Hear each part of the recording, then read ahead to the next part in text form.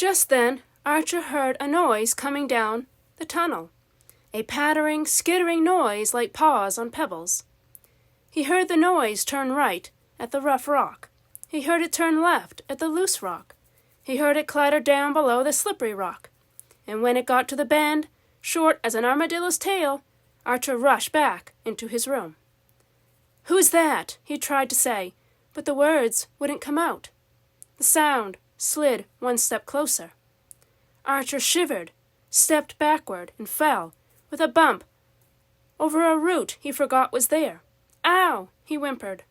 And then, in the doorway, he saw two eyes, glittering above a shadowy pointed snout. "Aye!" Archer squealed and tried frantically to dig a hole in the floor of his room. "Who's that?" rasped a familiar voice. "What's going on?" Archer abruptly stopped digging. "Oh, Pa, is that you?" "It's me, all right," answered his grandfather, stepping into the room. "What are you doing here?" asked Archer. "The same thing you're doing." "I'm running away," said old Pa. "You can't run away." "Why not?" Because you're too old," Archer said. "Says who?" said old Pa. "I love this old burrow. Here I was born, and here I'm going to stay." He shook out some leaves, arranged them in a neat pile, lay down on them, and closed his eyes. Archer didn't know what to do. He nudged his grandfather. "But, old Pa, if you stay here, who's going to get weevils and ants and roots for you to eat?" Old Pa opened his eyes a little. "I will. I may be a little stiff and a little slow, but I'll manage."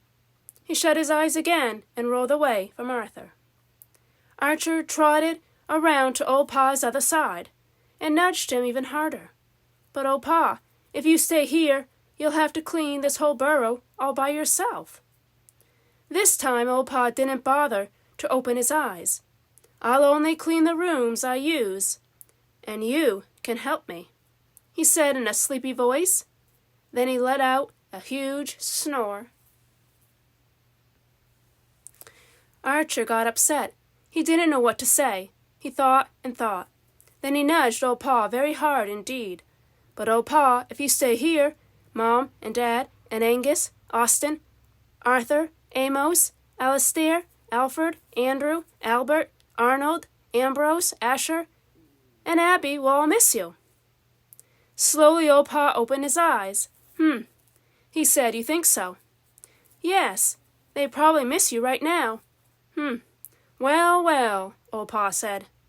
Then he was quiet for so long that Archer finally blurted out, "Old Pa, if you go to live in the new burrow, I will too." "You will?" said old Pa, raising his head and looking right at Archer.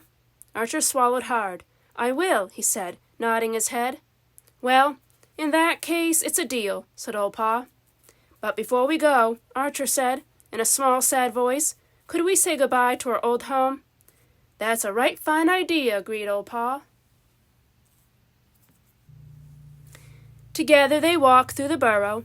They said goodbye to the room full of roots. They said goodbye to great Uncle Manus for what was left of him. They said goodbye to all the rooms they never explore. At last, they went back to the secret room. Archer touched the walls gently. "Adios," he whispered. Then suddenly he turned to his grandfather. "Old Pa, how did you find this room?" "It was my secret room." Old Pa chuckled. "It was my secret room, too, when I was a little armadillo."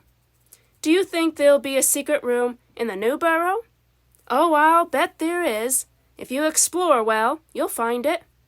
"I will. I'll explore very well. And when I find it, I'll let you use it too. Sometimes." Then he and old Pa smiled at each other. And they went down the bend, short as an armadillo's tail, up above the slippery rock, right at the loose rock, left at the rough rock, out of the burrow and down the road, together to their new home.